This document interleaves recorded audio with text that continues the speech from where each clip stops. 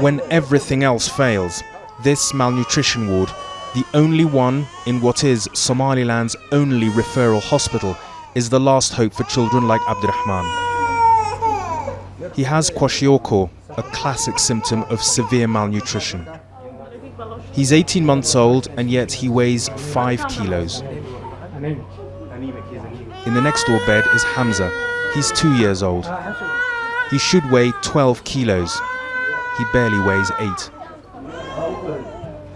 There are stories like theirs wherever you look in this ward. In fact, it is completely full.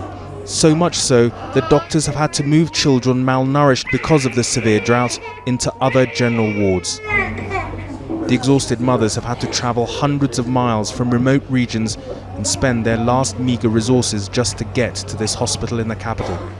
There was nothing else.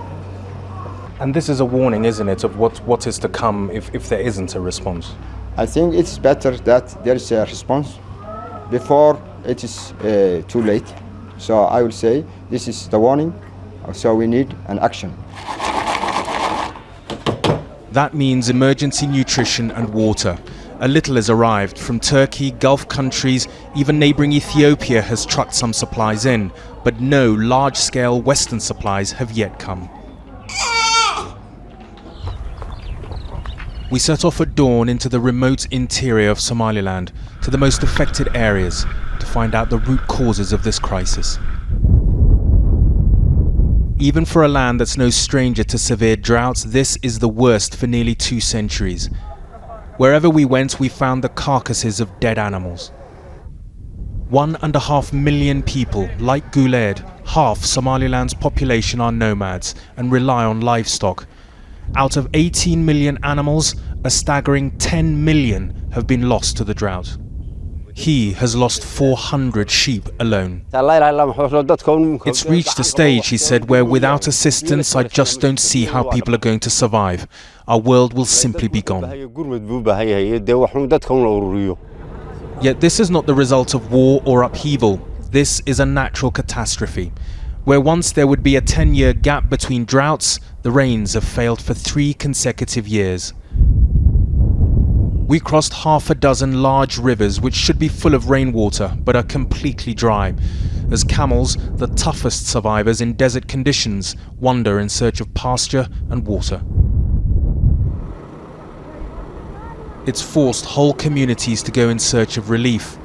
Settlements spring up in the middle of nowhere. They walk from place to place where local Somaliland officials have trucked water or dug small temporary wells. Everyone is waiting for crucial rains due within weeks. But if emergency relief workers don't get to them soon, they'll move again. If the crucial rains in the coming weeks do fail, it'll mean that communities like this will lose hope and that they will just disperse and head back into the hinterland. If that does happen, it'll mean that getting international aid to them will be difficult, if not impossible. Ilhan Mohammed is a member of Somaliland's Drought Coordination Committee. She's travelled extensively through this Far Eastern region, mapping these settlements. If the international community doesn't mobilize quickly enough and in a large enough capacity, what will be the consequences? So far we lost the livestock. We have not lost a lot of people yet.